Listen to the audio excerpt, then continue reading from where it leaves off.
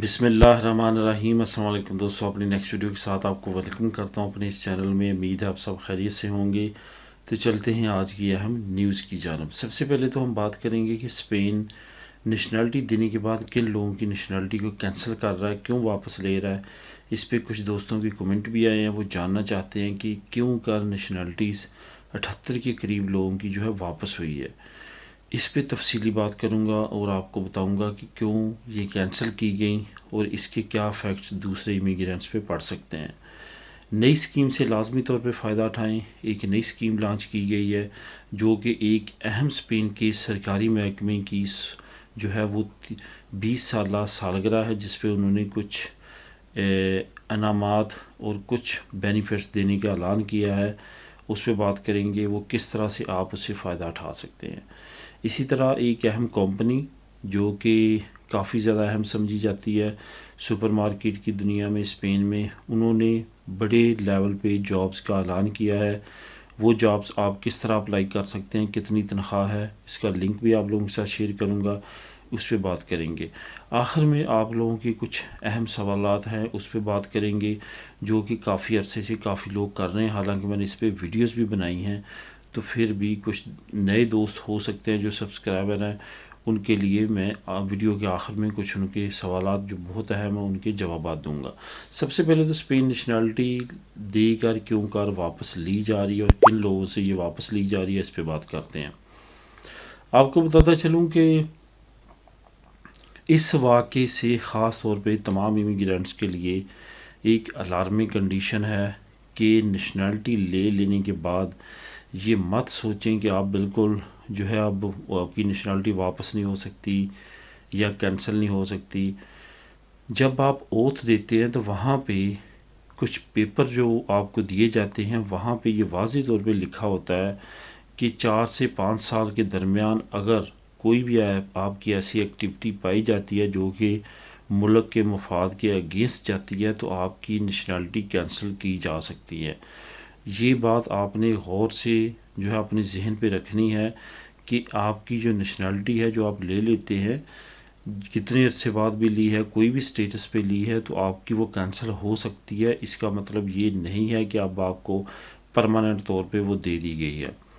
कुछ इसी तरह की कंडीशन आपके साथ मैं बताता हूँ कि कुछ दोस्तों के कमेंट आए कि नेशनलिटी कुछ कैंसिल की गई हैं जिसके बारे में हमें पता चला है। शायद उनको किसी और लोगों से पता चला हो, अगर वो ख़ुद पढ़ते तो उनको मालूम पड़ जाता। असल में एक मालिया सूबा है, प्रोविंस है स्पेन का, जो कि बिल्कुल मराकश के साथ है और असल में वो कभी मराकश का हिस्सा था, मरोक का। अब वहाँ पे स्पेन की हुकूमत है। ये वो एरिया जो कि मरोक का साहिली इलाका है, जहाँ पे स्पेन का अपने वहाँ पे इन्होंने टेरिटरी बनाई हुई है और वहाँ से जो लोग डंकी वगैरह लगा के आते हैं उनको रोकने के लिए वहाँ पे बाड़ें वगैरह लगाई हुई हैं। तो वहाँ पे तकरीबन 99% जो आबादी है वो मराकश लोगों की है। स्पेनिश लोग बहुत कम है वहाँ पे। तो वो जो मराकश के लोग हैं वो भी स्पेनिश ही हैं, क्योंकि वहाँ पे उनके आगे औलादें पैदा हुई हैं, तो उनको आगे से स्पेनिश पासपोर्ट नेशनलिटीज़ मिली हैं। हुआ क्या है कि 78 के करीब ऐसे बच्चे जिनको धोखे के साथ स्पेनिश शो किया गया जब वो पैदा हुए, और उनको ये कहा गया कि ये फ़लाँ वालदैन के बच्चे हैं स्पेनिशों के, तो इसलिए इनको स्पेनिश नेशनलिटी दीजिए, और उनको स्पेनिश नेशनलिटी मिली। लेकिन बाद में तहकीकात जो पुलिस ने की गई है, इससे साबित होता है कि तहकीकात काफ़ी अरसे से जो हो रही हैं वो बिल्कुल उसके रिज़ल्ट आना शुरू हो चुके हैं। ख्वाह वो इस तरह के फ़ेक बर्थ सर्टिफिकेट इशू किए गए हों या कि लैंग्वेज कोर्सेज हों, तमाम तहकीकात जो वो है वो कर रहे हैं। तो वहाँ पे उन्होंने क्या किया कि उन्होंने 78 के करीब ऐसे बच्चे पाए जो असल में पैदा ही नहीं हुए स्पेन के अंदर। और दूसरी बात ये कि वो उन वालिदैन के बच्चे ही नहीं थे जिनके शो करने के बाद उनको जो है पासपोर्ट दिलवाए गए।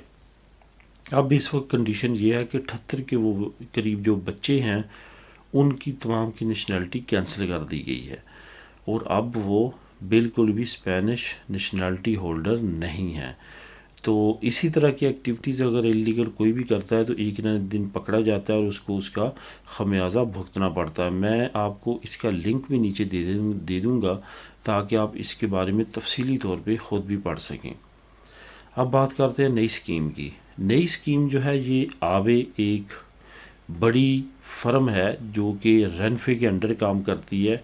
आवे स्पेन में जब आई थी 1992 में, तो उसने तेज़ रफ्तारी में ट्रेन का जो तेज़ रफ्तारी का सफ़र है उसमें एक इनकलाब बर्पा किया था। और पहली ट्रेन जो 1992 में चली थी वो मैड्रिड से सविया में चली थी। तो अब उसके 20 साल जो हैं वो पूरे हो चुके हैं 21 अप्रैल 2000 अभी 22 को, क्योंकि ये 21 अप्रैल 1992 को 1992 को पहली ट्रेन जब चली थी, तो उसके ठीक 20 साल बाद अब उन्होंने उसकी सालगिरह मनाने का फ़ैसला किया है। अब ये 20वीं जो सालगिरह है उस पर उन्होंने एक नया ऐलान किया है कि पूरे स्पेन में 1 लाख लोग पार्टिसिपेट कर सकते हैं। उनको क्या होगा कि पूरे स्पेन की जो है वो टिकट्स आवे की फ्री मिलेंगी।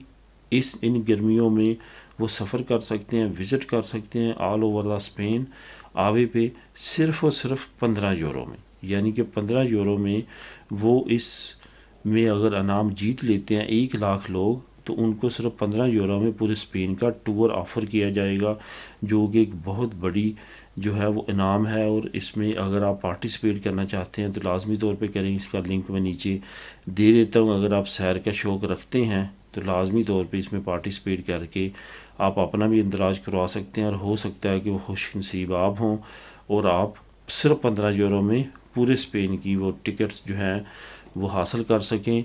और इन गर्मियों में आवे जो है वो आपको एक टिकट ऑफ़र करेगी जो कि पूरे स्पेन की सैर के लिए होगी। अहम कंपनी की तरफ से जॉब्स का ऐलान किया गया है।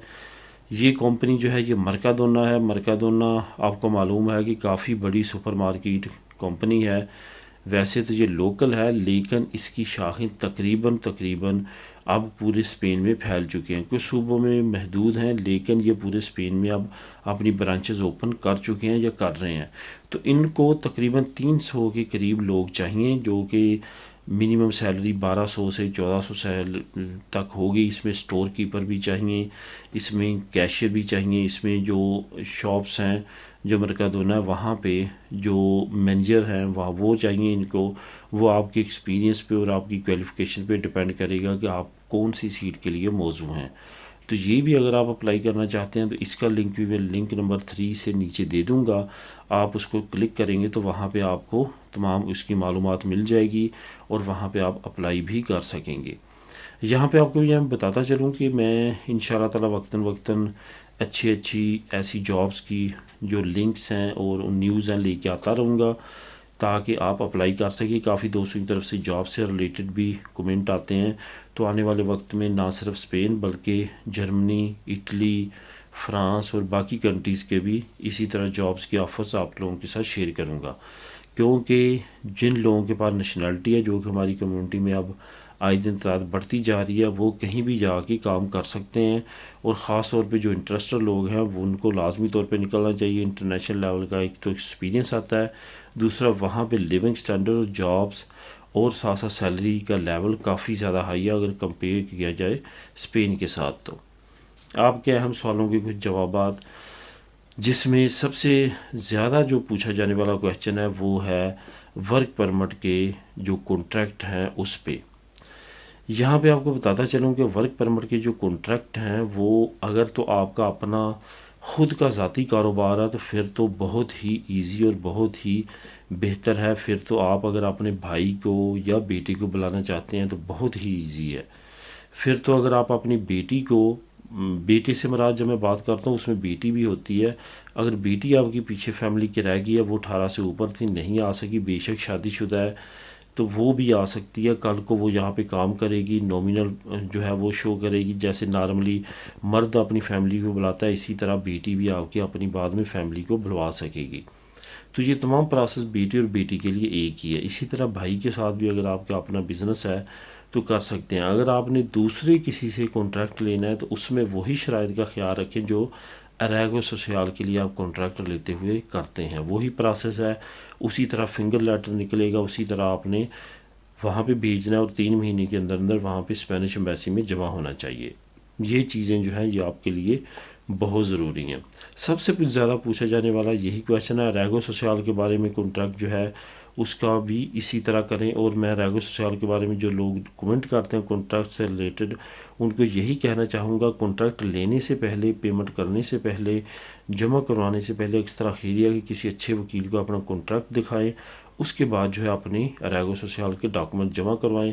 ऐसा ना हो 6 महीने 8 महीने इंतरामीते रहने के बाद में आपके पेपर रिफ्यूज़ कर दिए जाएं, क्योंकि आपका कॉन्ट्रैक्ट जो है वो बेहतर नहीं है। तो दोस्तों ये थी आज की अहम मालूमात और न्यूज़। मिलेंगे नेक्स्ट वीडियो में। अल्लाह हाफिज़।